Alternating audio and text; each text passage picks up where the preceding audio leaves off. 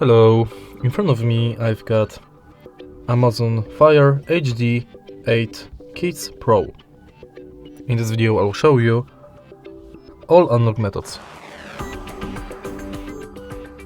In the beginning, let's go to settings, enter security and privacy, and go to lock screen passcode. Now select between PIN and password. First let's select PIN.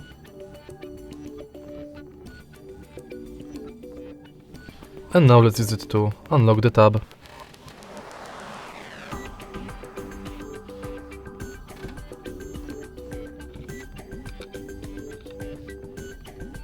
And next, let's select password.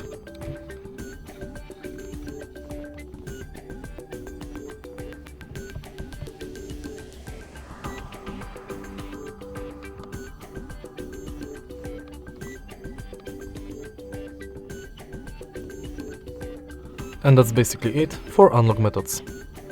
If you find this video helpful, please leave like, comment and subscribe.